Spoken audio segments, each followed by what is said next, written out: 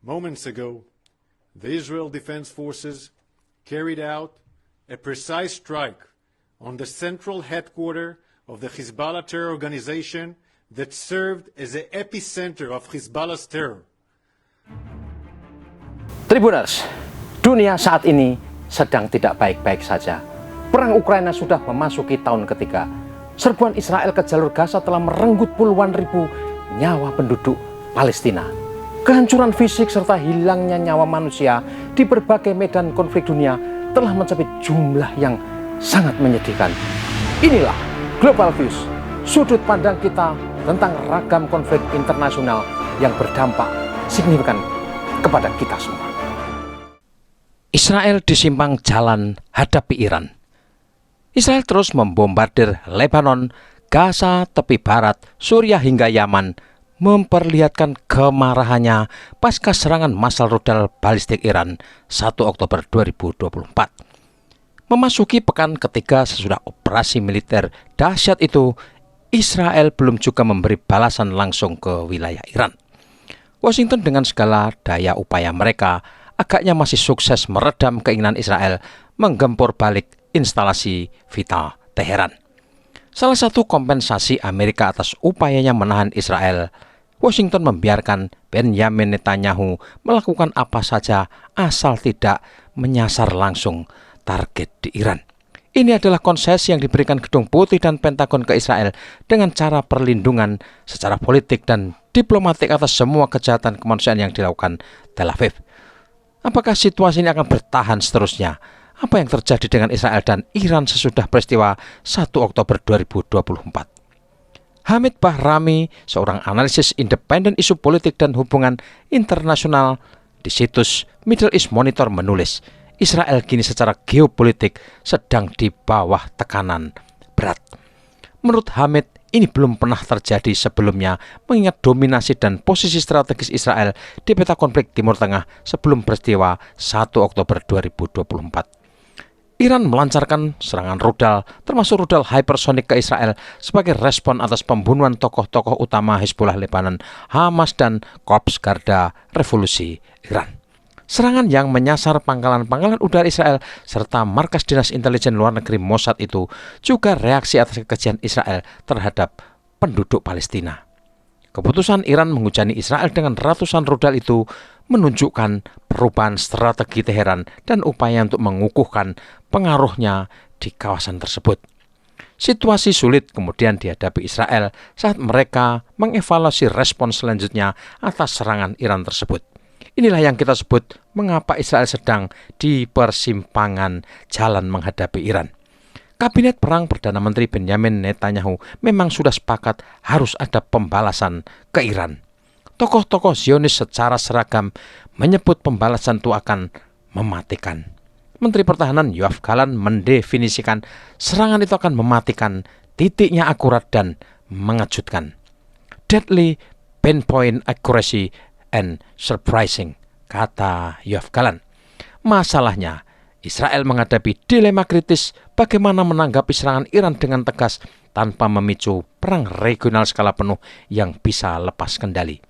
Perang yang bisa mengancam keamanan dan eksistensi Israel secara keseluruhan dan bisa mempengaruhi keseimbangan geopolitik lebih luas. Diakui atau tidak, keputusan Iran menyerang Israel memang bertujuan menegaskan kembali pengaruhnya, khususnya berkaitan peran Hezbollah di Lebanon. Teheran mengandalkan Hezbollah sebagai sekutu penting untuk memproyeksikan kekuatan di Lebanon, Suriah, dan Irak. Namun melemahnya posisi militer dan politik Hezbollah di Lebanon menimbulkan tantangan signifikan terhadap tujuan Iran yang lebih luas. Kemerosotan lebih lanjut posisi Hezbollah tidak hanya akan mengurangi pengaruh Iran, tetapi juga dapat secara signifikan membatasi kemampuannya untuk mempertahankan pijakannya di kawasan Mediterania. Serangan rudal Iran pada 1 Oktober 2024 merupakan pesan jelas bagi Israel bahwa negara itu masih memiliki kemampuan militer yang signifikan meskipun sekutu-sekutunya mengalami kemunduran. Dengan menggunakan rudal hypersonic, Iran berusaha menunjukkan negara itu dapat menerobos sistem pertahanan udara canggih Israel. Iran mampu menantang keunggulan teknologi yang telah lama menjadi landasan doktrin keamanan Israel. Serangan rudal ini lebih dari sekedar serangan balasan. Iran menandai fase ini sebagai kalibrasi ulang strategi militer Teheran di kawasan yang tidak pernah stabil itu. Disinilah kita bisa menyaksikan dilema Israel. Di satu sisi, kegagalan menanggapi serangan itu berisiko melemahkan pencegahannya. Ini akan membuat musuh-musuh Israel di seluruh poros perlawanan semakin berani melawan atau melakukan aksi-aksi perlawanan lebih lanjut. Kredibilitas serangan Israel sangat terkait erat dengan kemampuannya secara cepat dan lugas untuk menetralkan ancaman dari Hezbollah, Hamas, dan kekuatan lain yang didukung Iran. Namun respon yang terlalu agresif dapat memicu pertikaian regional yang melibatkan Hezbollah di Lebanon, milisi Iran di Suriah dan Irak, dan bahkan berpotensi melibatkan aktor-aktor di Yaman dan juga Gaza. Eskalasi semacam itu tidak hanya akan mengikis kemampuan militer Israel tetapi juga memiliki konsekuensi ekonomi dan diplomatik yang mengerikan. Lanskap geopolitik yang lebih luas semakin mempersulit pengambilan keputusan Israel. Amerika Serikat, pelindung dan sekutu utama Israel secara domestik sedang menuju tahun pemilihan yang kritis. Perang skala penuh di Timur Tengah kemungkinan akan memicu kemerosotan ekonomi global, menaikkan harga minyak dan memperburuk inflasi. Skenario seperti ini akan menjadi bencana politik bagi Partai Demokrat Amerika Serikat yang sudah menghadapi tantangan domestik yang signifikan. Akibatnya, Amerika Serikat kemungkinan akan terus menekan Israel untuk menghindari konflik skala besar hingga setelah pemilihan dan sebaliknya berusaha mempertahankan keseimbangan pencegahan yang rapuh. Pada saat yang sama, perang Ukraina yang sudah memasuki tahun ketiga menambah lapisan kompleksitas persoalan bagi Washington. Di sisi lain, perang regional di Timur Tengah dapat menguntungkan kepentingan Rusia dengan mengalihkan perhatian dan sumber daya global Barat dari Ukraina. Dengan Barat yang disibukkan konflik baru di Timur Tengah, Rusia dapat memanfaatkan gangguan tersebut untuk mengkonsolidasikan keuntungannya di Ukraina. Tentunya, situasi ini akan semakin melempahkan upaya Barat untuk melawan Rusia yang sejujurnya sudah memperlihatkan tanda-tanda kekalahan bagi Barat.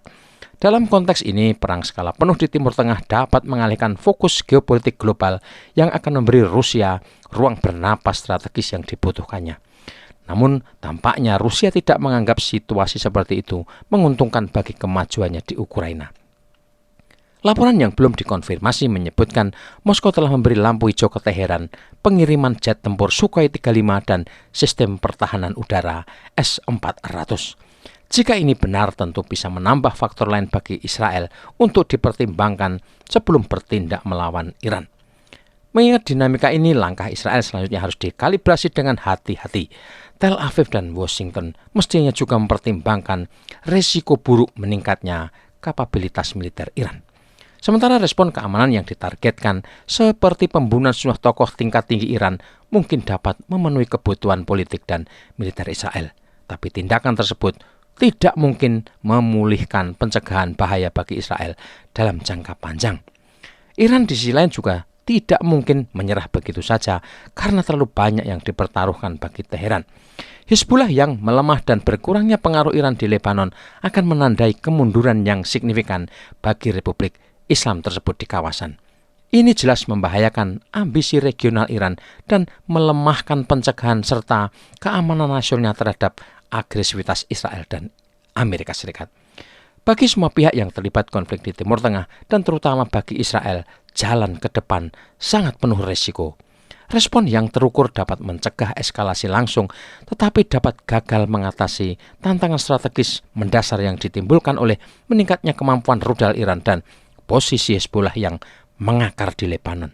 Sebaliknya, kampanye militer yang agresif dapat melibatkan Israel dalam konflik berkepanjangan yang mungkin tidak dapat dipertahankan terus-menerus secara politik atau ekonomi. Kemampuan ekonomi Israel bisa terkuras dan pelindung utamanya mungkin juga tidak bisa terus-menerus menjamin situasi aman bagi Israel. Pada akhirnya, tantangan Israel adalah menavigasi di antara kedua kutub ekstrim ini. Israel harus menegaskan kembali taktik dan upaya pencegahan bahaya dari musuh-musuhnya tanpa memicu perang regional yang dapat mengganggu stabilitas seluruh Timur Tengah. Mengingat sifat konflik yang saling terkait di kawasan tersebut, dari Lebanon hingga Suriah dan seterusnya, tindakan Israel akan memiliki efek berantai yang jauh melampaui batas wilayahnya. Saat menghadapi Iran yang bangkit kembali, Israel harus mengevaluasi tidak hanya pertimbangan militer langsung, tetapi juga konsekuensi strategis jangka panjang dari responnya. Dalam melakukannya, Israel harus sangat hati-hati menyeimbangkan keharusan keamanan, diplomasi, dan stabilitas regional sambil menavigasi konteks global yang tidak dapat diprediksi yang dibentuk oleh pemilihan umum Amerika Serikat dan perang yang sedang berlangsung di Ukraina. Taruhannya tidak pernah setinggi ini dan keputusan yang dibuat Israel dalam situasi tegang pekan-pekan ini akan bergema di seluruh kawasan dan dunia. Tribuners, kita mungkin masih akan terus menyaksikan drama menegangkan melihat petaka kemanusiaan bertubi-tubi yang nyaris tidak bisa dihentikan siapapun di Palestina dan Lebanon. Amerika Serikat disibukkan oleh persiapan pemilihan presiden yang sangat krusial, ditambah bencana badai Milton yang menghancurkan wilayah Florida. Sementara di Ukraina, pasukan Rusia terus mendapatkan kemajuan yang bisa semakin menekan rezim Kiev agar bersedia duduk kembali ke meja perundingan guna mengakhiri perang. Pertemuan penting di pangkalan udara Ramstein, Jerman yang semula diprediksi akan jadi forum memutuskan respon atas situasi terbaru di Ukraina telah dibatalkan. Ini memperlihatkan Washington tidak melihat masalah Ukraina sebagai hal yang sangat mendesak. Pada akhirnya, tensi tinggi di Timur Tengah dan Ukraina akan bertahan hingga diketahui siapa pemenang Pilpres Amerika Serikat bulan depan. Sesudah itu, kita mungkin akan melihat peta baru di konflik Timur Tengah. Kemungkinannya hanya ada dua, mereda atau semakin berdarah-darah.